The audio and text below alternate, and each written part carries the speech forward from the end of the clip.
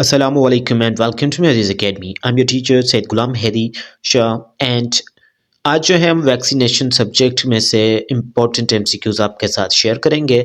उसके साथ साथ अगर आप जो है वो इंटरेस्टेड हैं हमारी प्रिपरेशन बैच को ज्वाइन करने में, तो प्रिपरेशन बैच जो है हम स्टार्ट कर चुके हैं, जिसकी फ़ीस जो होगी कंप्लीट फ़ीस वो 600 रुपीज़ है।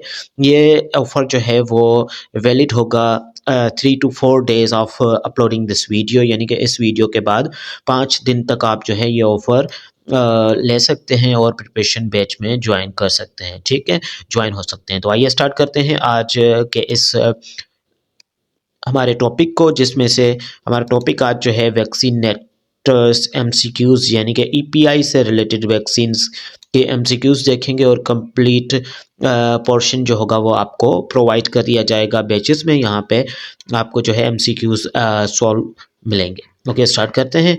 तो सबसे पहले हमारे पास जो क्वेश्चन है, what is the main purpose of expanded program on immunization. याद रखना कि ईपीआई की फुल फॉर्म ये पूछते हैं तो आपने इसका जवाब कुछ इस तरह से देना है।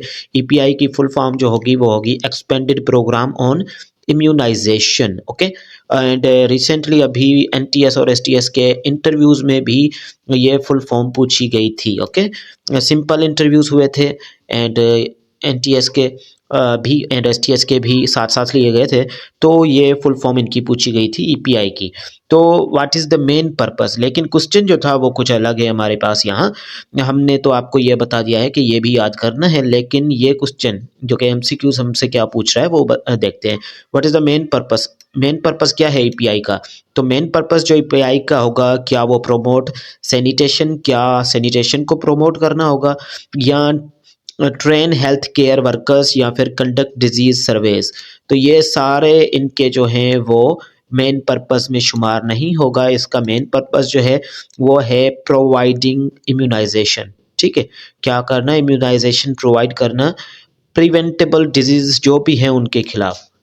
हमारे पास जो प्रिवेंटेबल डिजीज़ हैं जिनकी क्योर हम कर सकते हैं, उनसे उसके रिलेटेड हमको ये क्या करेंगे, इम्यूनाइज करेंगे। ये मेन पर्पस है ईपीआई का, और वर्ल्ड वाइड ये काम करती है WHO के साथ। ओके, दूसरा एमसीक्यूज क्या है, वो है which disease is targeted by BCG. अब बीसीजी वैक्सीन के बारे में पूछ रहे हैं कि इसमें कौन सी डिजीज़ को टारगेट किया जाता है। तो बीसीजी स्टार्ट कर दी जाती है, स्पेशली ये ईपीआई प्रोग्राम जो है वो टारगेटेड डिजीज़ होंगी, जो इसकी 10 से 11 डिजीज़ हैं। ठीक है, जिसके ऊपर जो है ये काम करती है। तो हमारे पास एक वैक्सीन जो कि ईपीआई के शेड्यूल में शामिल है, जिसको हम कहेंगे बीसीजी वैक्सीन। और बीसीजी वैक्सीन जो है वो ट्यूबरक्लोसिस, ठीक है, मेनिंजाइटिस ट्यूबरक्लोसिस के लिए लगाई जाती है। बेसाइलियस कैलेमिटी ग्यूरेन ये इसका फुल फॉर्म है। ठीक है, ट्यूबरक्लोसिस, और ये एट बर्थ पे ये फर्स्ट डोज यानी कि पहले ही वीक में ये लगा सकते हैं। बर्थ के टाइम पे इसका ये डोज होता है। ठीक है, एट बर्थ दी जाती है ये एट बर्थ। और जो अभी इंटरव्यू क्वेश्चन है उसमें भी यही आ चुके थे। उसके बाद हमारे पास सबसे पहले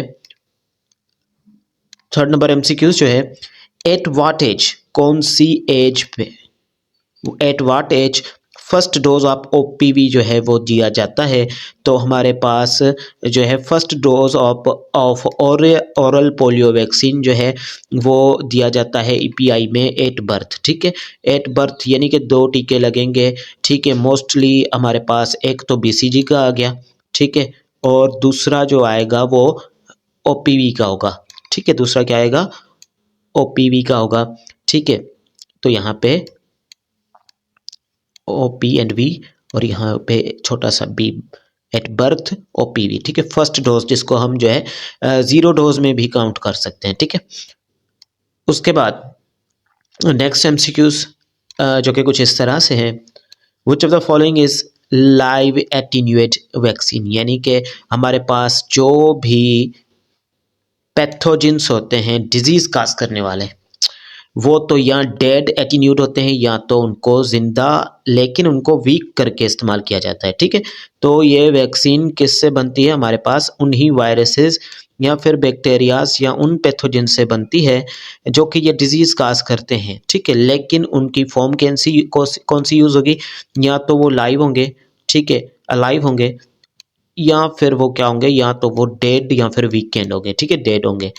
तो इस तरह से हम वैक्सीन प्रिपेयर करते हैं, ठीक है। तो हमारे पास मीज़ल वैक्सीन जो है वो लाइव एटेन्यूएंट्स पे मुश्तमिल होती है, यानी कि इसमें जरासीम आप कह लें कि वो कौन से होते हैं, वायरसेस या फिर बैक्टीरिया, जो भी इसको काज करने वाला होगा, यानी कि वायरसेस ही काज करेंगे मीज़ल्स, तो हमारे पास वो लाइव एटेन्यूएंट में इस्तेमाल किए जाते हैं, उस फॉर्म में इस्तेमाल किए जाएंगे। What is the recommended route of administration, यानी कि रिकमेंडेड तजवीज़ शुदा रूट ऑफ एडमिनिस्ट्रेशन यानी कि इंजेक्शन या फिर वैक्सीन लगाने का कौन सा जो है रूट या तरीका आप बोल लें, वो है पेंटावेलेंट वैक्सीन को लगाने का। पेंटावेलेंट वैक्सीन की डिटेल आगे हम प्रोवाइड करेंगे आपको। तो ये इंट्रामस्कुलर है, इंट्रामस्कुलर लगाई जाती है। पेंटा वैक्सीन जो होती है वो इंट्रामस्कुलर लगाई जाएगी। 5 क्वेश्चंस हैं। इसके अलावा फिर से एक और मीन्स के आपसे रिक्वेस्ट या फिर आपको ये बताता चलूँ कि जिन स्टूडेंट्स ने भी ये प्रिपरेशन सेशन ज्वाइन करना है वो जो है कांटेक्ट करके हमसे ज्वाइन कर सकते हैं अफोर्डेबल फीस पे। ओके, आइए स्टार्ट करते हैं नेक्स्ट हमारी इस शीट को, जिसमें है विच वैक्सीन प्रोटेक्ट्स, कौन सी वैक्सीन है जो कि वुपिंग कफ, ठीक है, वुपिंग कफ के लिए प्रोटेक्शन अगर हमने लेनी है तो कौन सी वैक्सीन, इसको पर्ट्यूसिस भी बोला जाता है, ठीक है। सिंधी में हम इसे, यहाँ तो इसे उर्दू में आई थिंक एक काली खांसी या फिर सिंधी में खिरटियो, लैंग्वेज में, सिंधी लैंग्वेज में इसे खिरटियो बोलते हैं, और उसके साथ साथ इंग्लिश में इसको वुपिंग कफ या फिर पर्ट्यूसिस, ठीक है।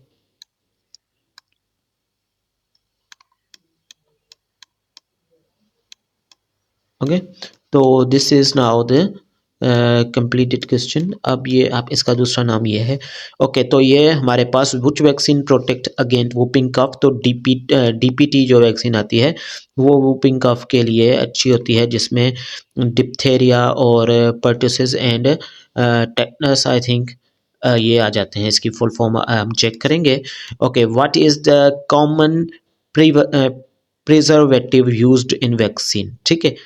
Preservative vaccine, common preservative vaccine जो होती है, कॉमनली यूज होती है हमारे पास, वो कौन सी होती है, वो है हमारे पास थियोमर्सल, ठीक है, थियोमर्सल। नेक्स्ट क्वेश्चन है what is the which of the following disease is not included in the EPV. अब इनमें से कौन सी डिजीज है जो ईपीवी में शामिल नहीं है। मीजल्स है, ट्यूबरक्लोसिस है, पोलियो है, और HIV एड्स जो है वो अभी तक इंक्लूडेड नहीं है, तो इसको जो है वो साइड पे रखेंगे। एंड उसके बाद एट व्हाट टेम्परेचर, कौन से टेम्परेचर पे वैक्सीन्स को हम स्टोर करेंगे, ताकि स्टोर करने चाहिए ताकि हमें उनकी पोटेंसी ज़्यादा मिले। तो वो टेम्परेचर जो सुइटेबल होगा वो 2 से 8 सेंटीग्रेड का होता है, ठीक है।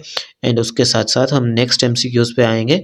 What is the duration of immunity, duration यानी कि कितना दौरानिया होगा इम्यूनिटी का, provided by the hepatitis B vaccine after completing the full schedule. Full schedule जो है हेपेटाइटिस बी वैक्सीन का अगर लेंगे तो उसकी प्रोटेक्टिव यानी कि टाइम पीरियड ड्यूरेशन कितनी होगी, ताकि हम जो है कह सकें कि अब इतने अरसे तक हम जो है वो सेव हैं, तो ये 20 ईयर्स आर मोर से यानी कि 20 साल या 20 साल से ज़्यादा भी हो सकते हैं।